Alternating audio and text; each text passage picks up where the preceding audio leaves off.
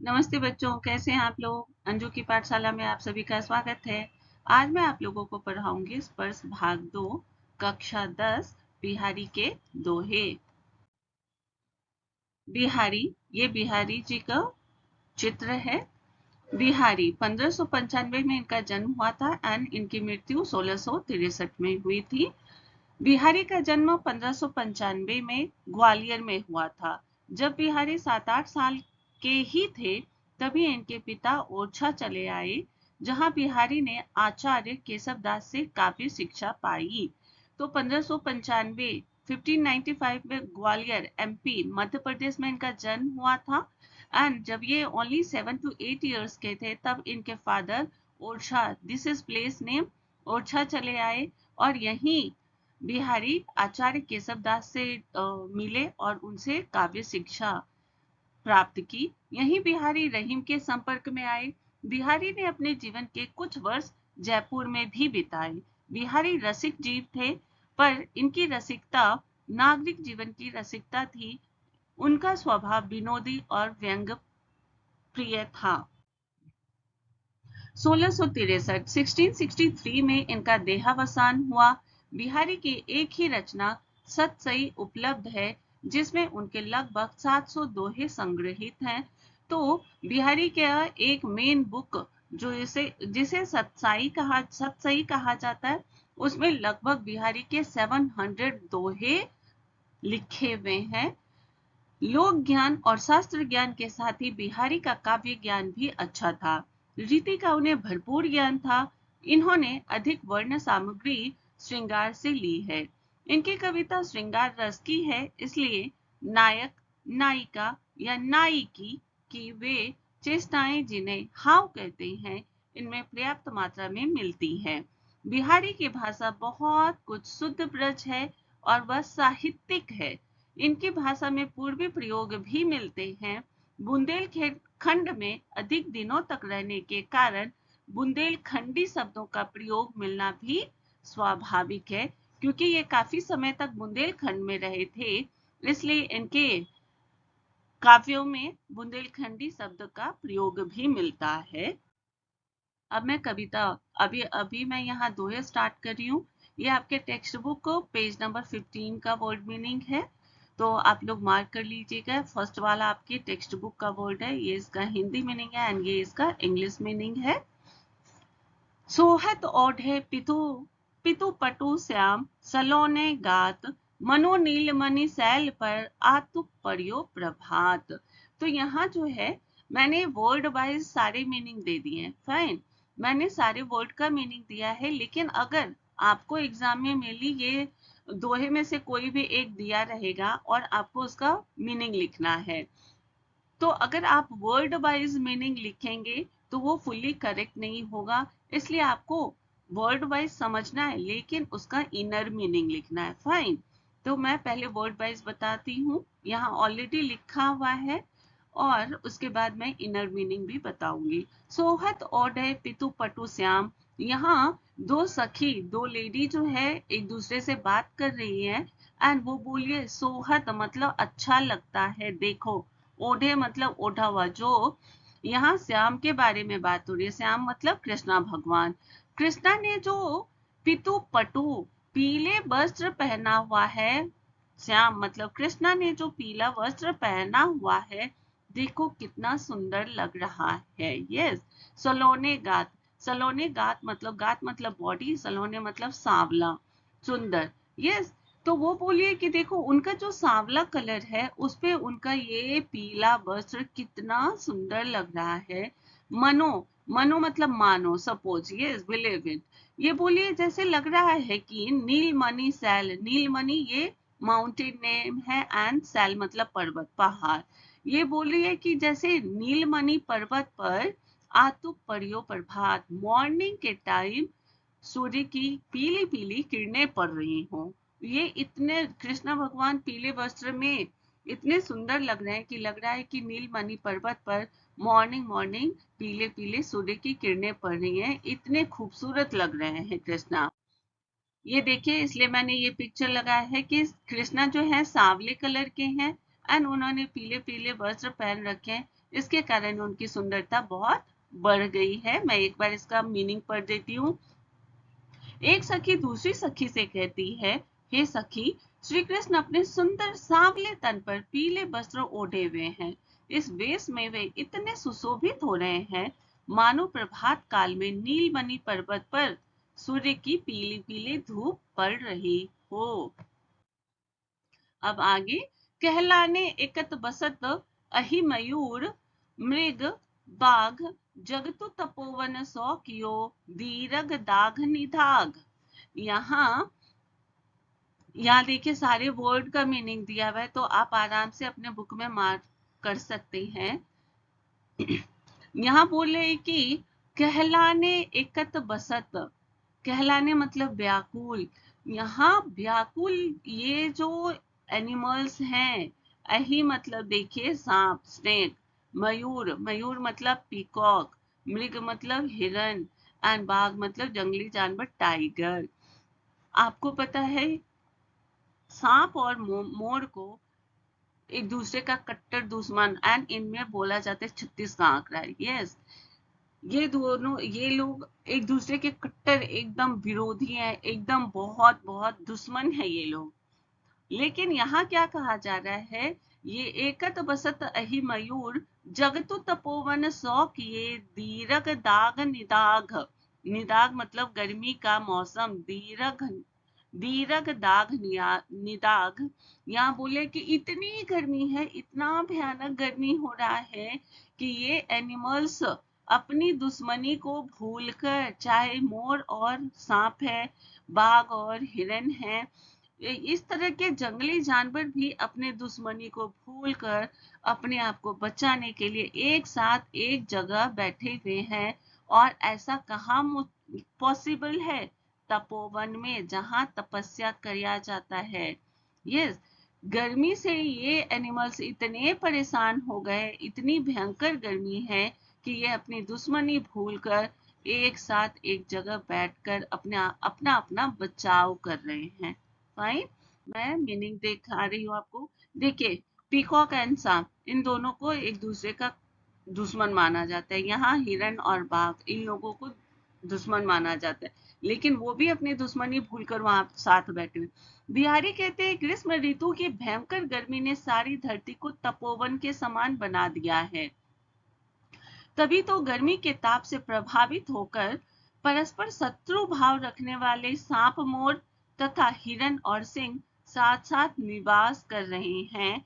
तपोवन में ही ऐसी मैत्री या दोस्ती संभव है। नाउ, बतरस लालच लाल की मुरली धरी लुकाए, सोह करे भौहनी हंसे, दैन कहे नटी जाए। यहाँ कृष्णा भगवान के बारे में बोले, बतरस लालच लाल की मुरली धरी लुकाए। आपको पता है कृष्ण भगवान के हाथ में हमेशा मुरली, मुरली मतलब बांसुरी, फ्लूट रहता है। तो यहाँ क्या है, बतरस लालच, बतरस मतलब बात करने का आनंद, बतियाने का। यस, एंड लाल मतलब कृष्णा, लालच हो गया ग्रीडी। ये जो गोपियां हैं, कृष्णा भगवान से बात करने के लालच में मुरली मतलब उनकी जो बांसुरी है, धरी मतलब धर देना, रख देना। यस, रख दी, लुकाई मतलब छिपाकर। ओके, सारी गोपियां जो है कृष्णा भगवान से बात करना चाहती हैं, एंड गोपियां क्या की हैं, उनके बांसुरी को छिपाकर रख दी, ताकि ना उनके पास बांसुरी रहेगा और ना वो बांसुरी बजाने में बिजी होंगे। सौह कर भवानी हंसे। और जब कृष्णा पूछ रहे हैं कि मेरा बांसुरी कहाँ है, मुझे बताओ, तो सौह करे मतलब वो सौगंध खा रही है, swear I don't know. Yes, वो ऐसे एक्टिंग कर रही है कि मैंने नहीं देखा तुम्हारा बांसुरी कहाँ है, एंड वो सौगंध भी खा रही है।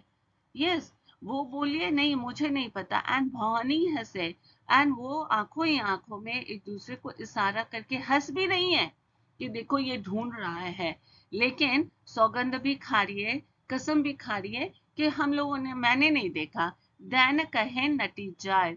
और जब कृष्णा बोल रहे हैं कि मेरा बांसुरी कहाँ है, मेरी मुरली कहाँ है, मुझे दो, वो लोग बोले नहीं, मुझे, हमें तो नहीं पता है, मुझे नहीं पता है कि तुम्हारी बांसुरी कहाँ है और मैंने तो लिया भी नहीं है। वो ऐसा क्यों कर रही है?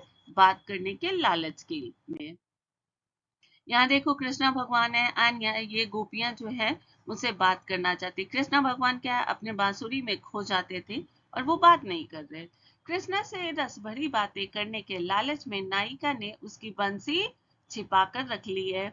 अब वह एक और कृष्णा के सामने बंसी ना चुराने की सौगंध खाती है, दूसरी ओर भौहों ही भौम में हंसती भी है। कृष्ण उसे बंसी देने के लिए कहते हैं, किंतु वह साफ इनकार करती है कि उसे तो बंसी के बारे में कुछ पता नहीं है। यस, वो बोलिए नहीं, मुझे नहीं पता कि कहाँ है तुम्हारी बांसुरी। नेक्स्ट, कहत नटत रिझत खिजत मिलत खिलत लजियात, भरे भौन में करत है नैनहू सब, नैनहू ही सब बात। यहाँ कृष्णा, यहाँ बताया गया है कि एक नायक और नायिका है, मतलब वो एक पेयर है, लवर्स हैं। वो पूरा घर जो है फैमिली मेंबर्स से भरा हुआ है एंड वो दोनों एक दूसरे से बात कर रहे हैं, कैसे? नैनों से।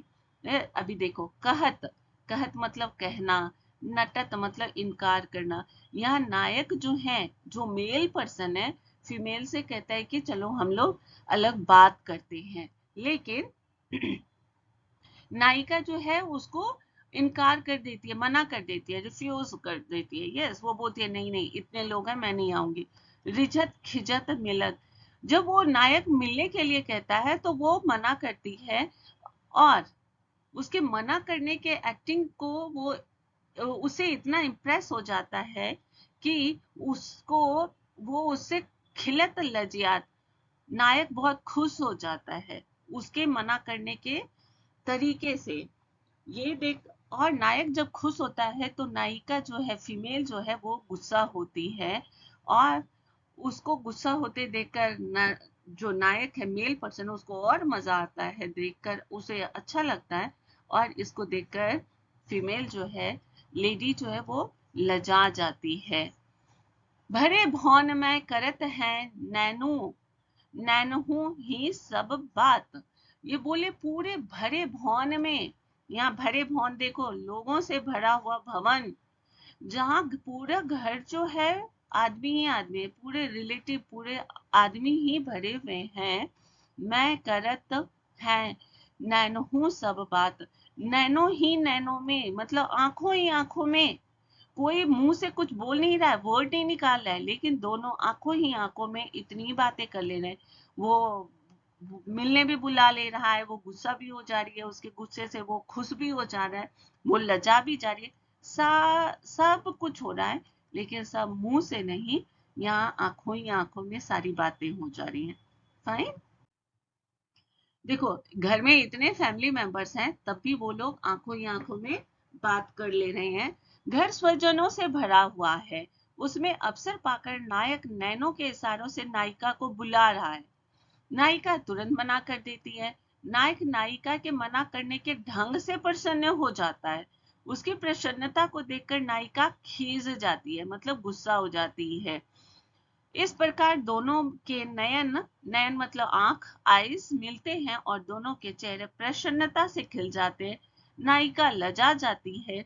इस प्रकार भरे हुए भवन में नायक और नायिका नेत्रों के संकेत से ही बात कर रहे हैं।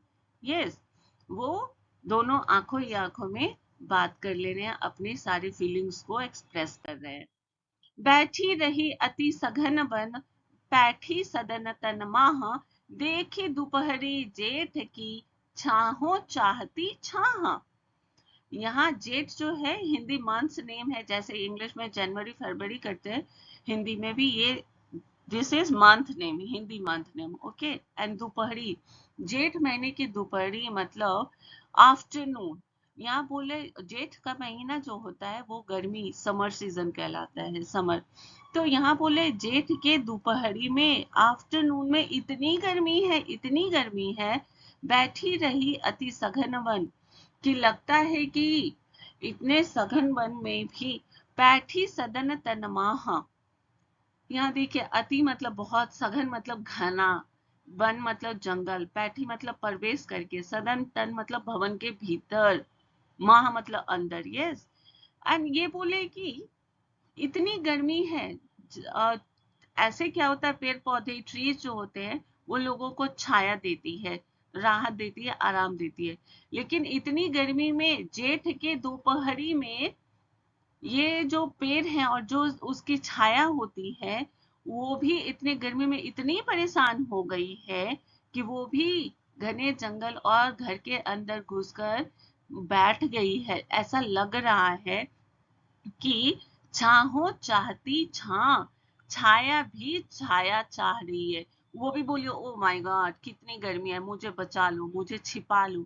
तो वो भी घर के अंदर और जंगल के एकदम सघन जंगल में जाकर छिपकर बैठ गई है इस गर्मी से बचने के लिए। जेठ की दोपहर की गर्मी से बचने के लिए छाया भी छाया मांग रही है। फाइन। देखिए इतनी गर्मी है कि ये जो पेड़ की जो छाया है ये भी छाया मांगते मांगते लेखक यहाँ बिहारी कह रहे हैं कि वो जंगल के अंदर और घर के अंदर छिपकर बैठ गई है अपने बचाव के लिए। कवि कहता है जेठ मास की दोपहरी, दोपहर में मतलब आफ्टरनून, ऐसा लगता है कि छाया भी अत्यंत घने जंगलों में जाकर बैठ गई है। गर्मी से बचने के लिए वह भवन रूपी शरीर के अंदर प्रवेश कर गई है, मानो सामने जेठ की गर्म दोपहरी को देखकर वह भी छाह चाहने लगी है। मतलब छाया भी छाया मांग रही है कि मुझे बचा लो इस गर्मी से। फाइन। कागज पर लिखत ना बनत, कहत संदेशु लजात, कहिए सबूत तेरो हियो, मेरे हिय की बात। यहाँ यहाँ जो लेडी है उसके हस्बैंड, उसका प्रेमी जो है वो विदेश और अदर स्टेट जाकर वो चला गया है। तो वो अपनी बातों को लिखना चाहती है, उस तक पहुंचाना चाहती है अपने मैसेज को। तो वो बोल रही है कागज, कागज मतलब कागज, पेपर। फाइन। पर लिखत मतलब लिखना, ना बनत नहीं बन रहा है, मुझे समझ नहीं आ रहा है।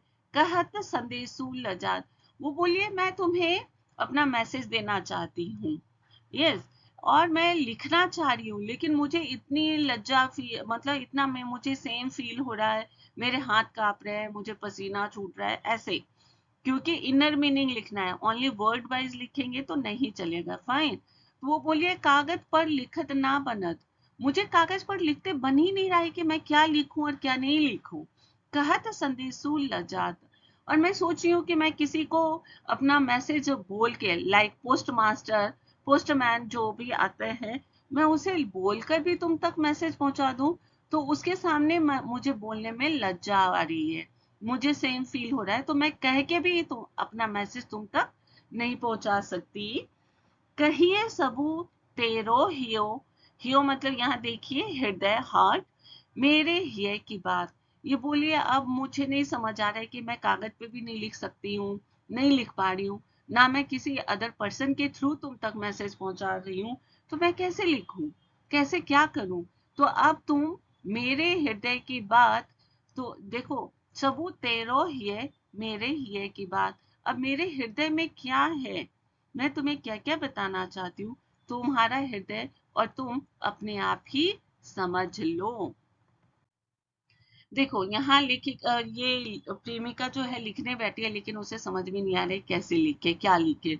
नायिका विदेश गई प्रीतम को प्रेम संदेश देते हुए कहती है, हे प्रिय, मैं अपने प्रेम को कागज पर लिखकर बताना चाहती हूँ, किंतु क्या करूं, आंसू, पसीने और कपकपी के कारण कुछ लिखा नहीं जाता।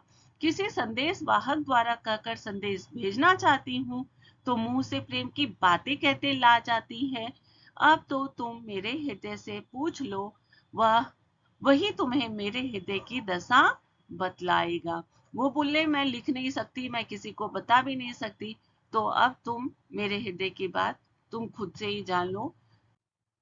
नेक्स्ट, प्रगट भय द्विज राजकुल, सुबस बसे ब्रज आई, मेरे हरो कलेस सब केसव केसव राई। यहाँ बिहारी जो है लिख रहे हैं एंड इस दोहे में दो मीनिंग है।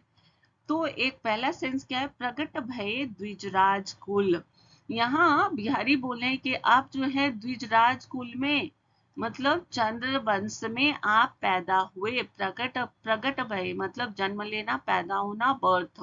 ओके, आप द्विजराज कुल में मतलब चंद्र वंश में आप पैदा हुए, सुबह से ब्रज आई, लेकिन आप अपनी इच्छा से ब्रज में जाकर रहने लगे। यस, कृष्ण भगवान एक्चुअल में राजा के बेटे थे, जन्म उनका चंद्रवंश में हुआ, लेकिन वो टीनेज तक वो ग्वाले के यहाँ रहे, है ना। आपको पूरा स्टोरी पता होगा। तो वो पूरी स्टोरी, वो वहां गए एंड कुछ साल तक वहां रहे, फिर उसके बाद वो वापस आए, कंस को मारा, और फिर महाभारत और ये वो हुआ। वही बोले कि आप द्विजराज चंद्रवंश में पैदा हुए, लेकिन आप अपनी मर्जी से ब्रज में आकर रहे, मेरे हरो कलेश सब। उसी तरह जब आप अपनी मर्जी से ये सब काम करते हैं, तो आप मेरे हृदय के, मेरे हरो मतलब हर लेना, दूर कर देना, कलेश मतलब प्रॉब्लम, कष्ट। यस, देखो यहाँ पेन है, सब सब मतलब टोटल फुल्ली, केशव केशव राई, क्योंकि कृष्ण भगवान को केशव भी कहा जाता है, तो और बिहारी के फादर का नाम भी केशव था, केशव राई। तो ये बोले हैं कि आप मेरे पिता के समान हैं, क्योंकि आप भी केशव है, मेरे फादर भी केशव है, तो आप एज अ फादर, और जैसा आप सब काम अपने मन मर्जी से करते, वैसे ही आप मेरे सारे कष्टों को हर लीजिए, दूर कर दीजिए। देखिए, यहाँ कृष्णा को बोला कि आप राजवंश में, चंद्रवंश में पैदा हुए, लेकिन ब्रज में रहे, तो वही आपकी मर्जी ही थी। इस दोहे का दो अर्थ है। कृष्ण के प्रसंग में आप चंद्रवंश में पैदा हुए, आप अपनी इच्छा से ब्रज प्रदेश में आ बसे। हे श्री कृष्ण, आप मेरे पिता केशव राय तुल्य हैं, आप मेरे सब कष्ट हरें, दूर करें। नेक्स्ट, जपमाला छापे तिलक सरे ना एको कामू, मन काचे नाचे वृथा साचे नाचे रामू।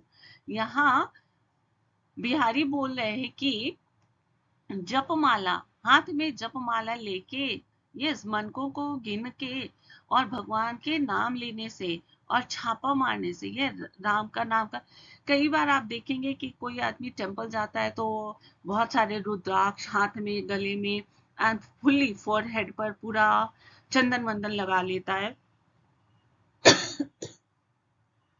तिलक सरे ना एको कामो, ये सब जो दिखावा है, ये सब बाहरी दिखावा है, ये सब जो है सब बाहरी दिखावा है। कि आप माला जप रहे हैं, आपने एकदम छाप लगा लिया है, पूरा भर भर के तिलक लगा लिया है, इन सब से आपका एक भी काम नहीं हो पाएगा। यस, इन सब से आपका एक काम नहीं हो पाएगा। देखिए, सरे मतलब सफल होना, कोई भी एक भी काम सफल नहीं होगा। साच मन काचे नाचे वृथा, मन काचे मतलब अधूरे मन से अगर आप ये सब काम कर रहे हैं, इतना सो बाहरी दिखावा कर रहे हैं, और बेकार में ये सब काम कर रहे हैं, बाहरी दिखावा शो ऑफ कर रहे हैं, इससे कुछ नहीं होगा, एक भी काम नहीं सफल होगा, और ना ही राम खुश होंगे। साचे राचे रामू, भगवान राम तो सच्चे मन से जो भक्ति करता है, यह सच्चा, ट्रुथ, ट्रू जो प्रेयर करता है, जो सच्ची भक्ति करता है, उसके सच्ची भक्ति से ही राम खुश होते हैं। राम को ये सारा बाहरी दिखावा नहीं चाहिए। ये सब करने से एक भी काम सफल नहीं होगा, ना राम भगवान खुश होंगे। ये मैं कहीं कोई कमेंट नहीं कर रही हूँ, लेकिन कुछ लोग ऐसा शो ऑफ कर लेते हैं कि पूरा जाप वाप कर रहे हैं, पूरा माला और टीका तिलक, और कई बार तो कुर्ते पहन लेते हैं, वो कपड़े पहन लेते हैं जिसपे पूरा लिखा हो, पूरे मंत्रास लिखे हों, ये तो इन सब से कुछ नहीं होता। बिहारी कहते हैं जप करने की माला हाथ में लेकर, जप करने से, माथे पर तिलक लगाने से एक भी काम नहीं निकलता। आशय यह है कि यह बाहरी दिखावे हैं, ये इनसे भगवान नहीं मिल सकते। राम तो सच्ची भक्ति देखकर ही प्रसन्न होते हैं। तो भगवान को प्रसन्न करना है तो आपको सच्ची भक्ति करनी है, अदरवाइज कुछ मत करो, इतना बाहरी दिखावा करने का कोई मतलब नहीं है। अब दोहे खत्म हो गया है तो now activity time. First question है, श्री कृष्ण अपने सुंदर सांवले तन पर डैश वस्त्र ओढ़े हुए हैं। ए है उजला, बी है पीले एंड सी है नीला। Yes, B is correct answer. पीले वस्त्र पहने हुए हैं, तभी तो बोला ना नीले नीलमणि पर्वत पर लगता है जैसे सूर्य की किरण पड़ रही है, तो B is correct answer. Now second, Krishna से रस भरी बातें करने के लालच में नायिका ने उसकी डैश छिपा कर रख ली है। ए बंसी, बी गाय एंड सी उपरोक्त दोनों। उपरोक्त दोनों means A and B both are correct answer. Yes, क्या छिपाई थी? Yes, A is correct answer. उनकी बांसुरी छिपा ली थी, तो A is correct answer. Now third number, dash मास की दोपहरी में छाया भी छाया चाहने लगती है। ए है सावन, बी है जेठ एंड सी है आषाढ़। यस, तो बी इज करेक्ट आंसर। जेठ महीना जो होता है गर्मी का होता है, दोपहरी आफ्टरनून में छाया भी छाया चाहने लगी है। नाउ फोर्थ नंबर, नायक और नायिका डैश के संकेत से ही बातें कर रहे हैं। ए मुख से, बी नेत्रों से एंड सी इनमें से कोई नहीं। इनमें से कोई नहीं means A and B both are wrong answer. तो बी इज करेक्ट आंसर, नेत्रों नयनों से ही बात कर रहे थे। यस, तो B is correct answer. Fifth number, Krishna dash वंश में पैदा हुए। ए है चंद्र, बी है चोल एंड सी है उपरोक्त दोनों। Yes, A is correct answer. चंद्र वंश में पैदा हुए थे, चोल तो बहुत बाद की चीजें हैं। Yes, now six number, Ram तो डैश भक्ति देखकर ही प्रसन्न होते हैं। ए गलत भक्ति, बी झूठी भक्ति एंड सी सच्ची भक्ति। Yes, C is correct answer. सच्ची भक्ति देखकर प्रसन्न होते हैं, उनको वो दिखावा, बाहरी दिखावा नहीं चाहिए। यस, आज के लिए इतना ही। Thank you, bye.